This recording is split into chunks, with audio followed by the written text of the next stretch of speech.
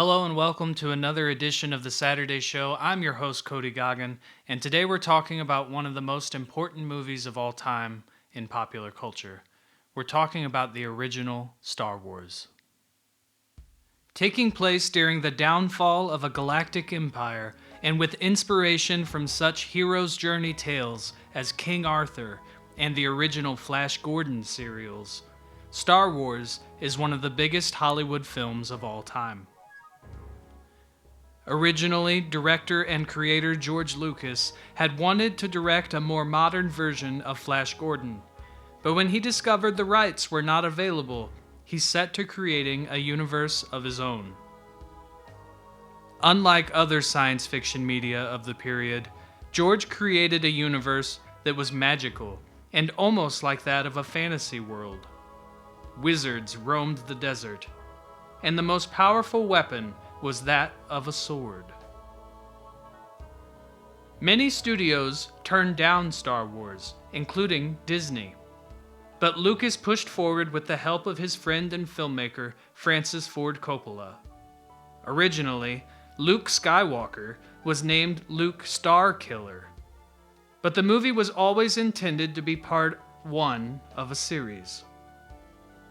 Lucas carefully planned and sold his project in order to be able to retain the rights to make his sequel films as independent movies, should the studio refuse after the first movie's release. Star Wars takes place in no specific time and no specific part of the universe. It exists in the place where myths exist, and that was exactly how Lucas planned it. Starring a young Mark Hamill as Luke, Carrie Fisher as Princess Leia, Harrison Ford as Han Solo, and James Earl Jones as the voice of Darth Vader. Vader was played physically by David Prowse, and the voice was originally intended to be played by Orson Welles, before being given to the powerful vocal resonance of James Earl Jones. Alex Guinness would play the Merlin-inspired character of Obi-Wan Kenobi. Anthony Daniels as the robot C-3PO, and Peter Mayhew as the enormous Chewbacca.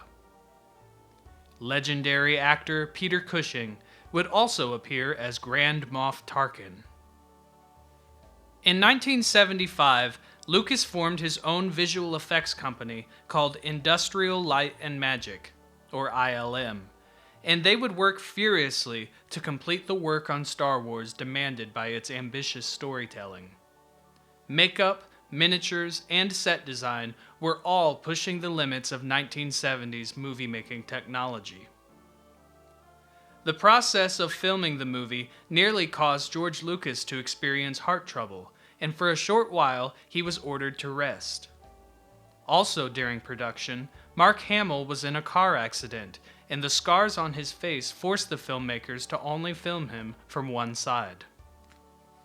The film draws other inspiration from early war movies and Akira Kurosawa's The Hidden Fortress, and has even been compared to The Wizard of Oz. John Williams would create the iconic score for Star Wars that so many people recognize today. He was introduced to George Lucas through a mutual friend, Steven Spielberg.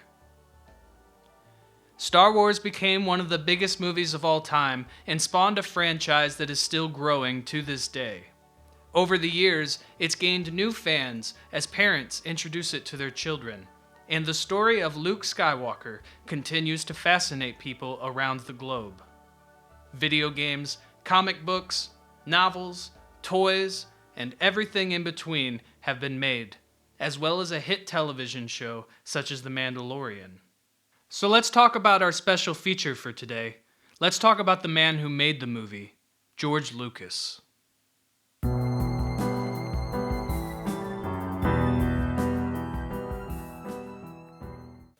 George Lucas was born in May of 1944 in Modesto, California. Lucas was always interested in science fiction and movies, but as a youth, he wanted to become a race car driver and has had a lifelong interest in cars. As a student, he directed a short film which be later expanded into the full-length THX 1138.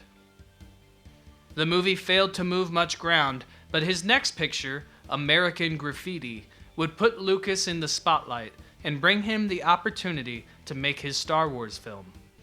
Though he was heavily involved in the production of both, Lucas would not direct the second or third Star Wars movies.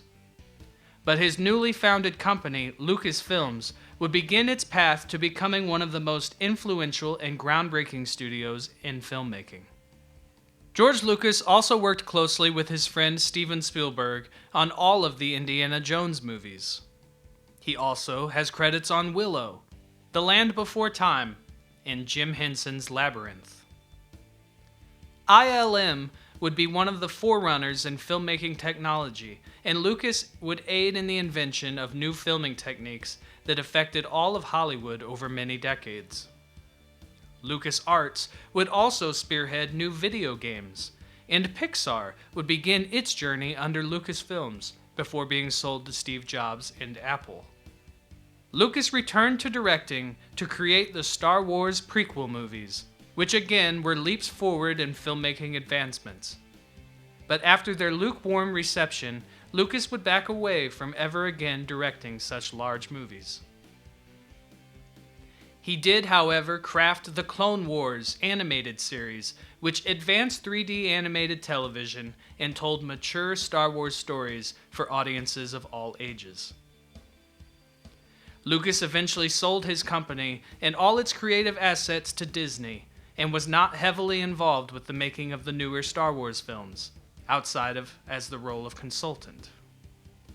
But he is more closely involved with the making of The Mandalorian and some of the upcoming Star Wars media, and his legacy as a filmmaker, a storyteller, and an imaginer of new frontiers will live forever.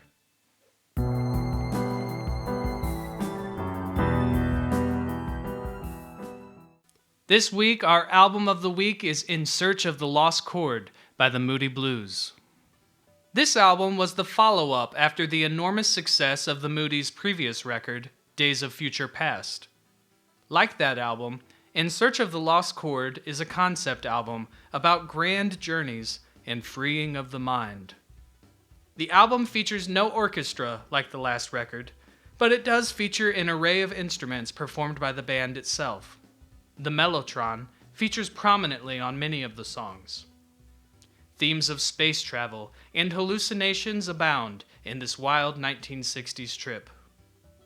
Though not as popular or well known as Days of Future Past, this album is a great piece of psychedelic prog rock that is often overlooked. Check out In Search of the Lost Chord and give it a spin. Up next is the performance of an original song, and I thank you for watching the Saturday show. We'll see you next week. I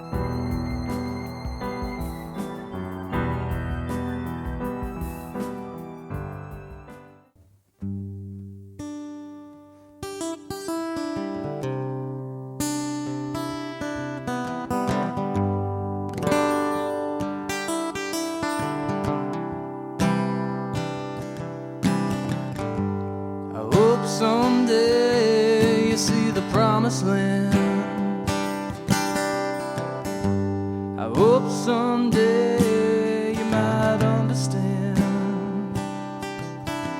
Tonight I'm 300 miles away, 6 months removed, and I'm still dreaming of you. Well, I've been walking down this road a while. Never knew it circled back around. I hope someday you might look at me and hear some old familiar sounds. Tonight I'm 300 miles away and 1 year removed, but I'm still dreaming of you. And all the lights in Nashville remind me of your eyes in their reflection, a promise still resides. But tonight I'm